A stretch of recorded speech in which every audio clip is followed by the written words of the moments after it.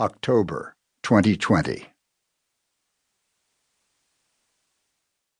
Our war, up to the very end, was a war of old men, or of theorists who were bogged down in errors engendered by the faulty teaching of history.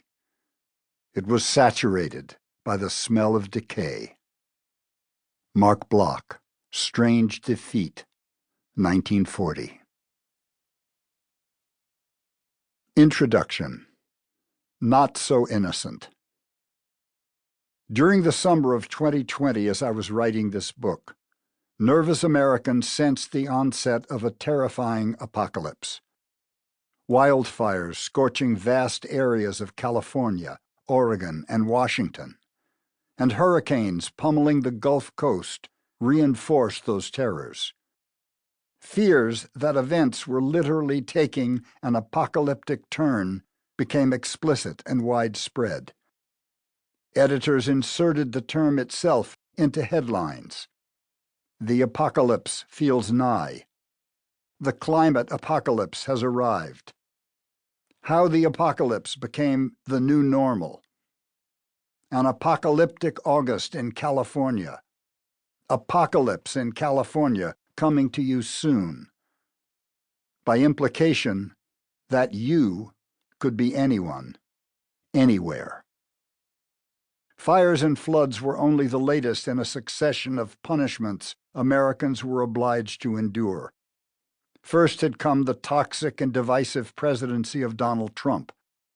Then in the spring of 2020, a deadly pandemic engulfed the nation, nearly bringing it to its knees.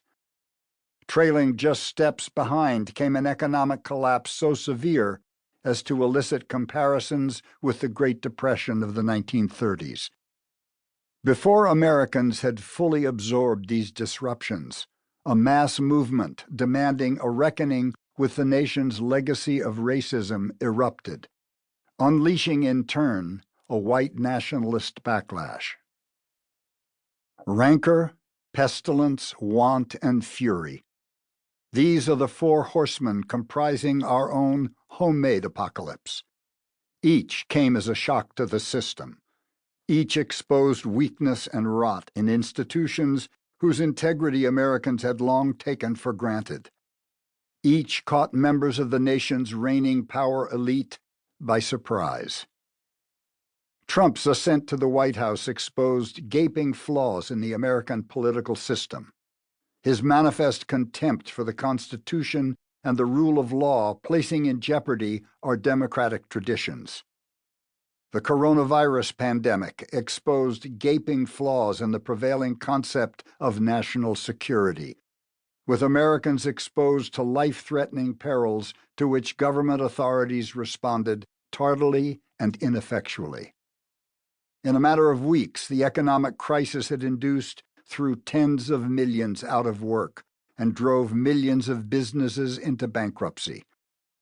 As for the popular uprising known as Black Lives Matter, it exposed a deep-seated and widespread residual opposition to genuine racial equality.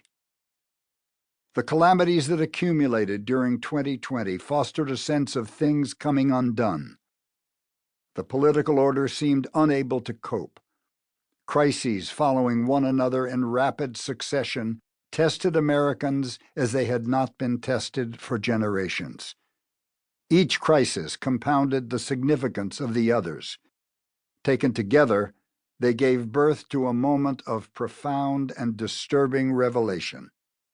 What this revelation will ultimately signify remains to be seen. Perhaps post-apocalypse America will experience a great revival, comparable to what occurred in the 1860s, when a radical realignment of national politics accelerated the nation's emergence as the world's wealthiest country, albeit only after the fiery trial of civil war. Or perhaps as it emerges from its present trials, the United States will suffer the fate of the Third French Republic in the 1930s. Sustained political dysfunction, combined with a dismally inadequate response to external danger, spelled the end of France's standing among the great powers.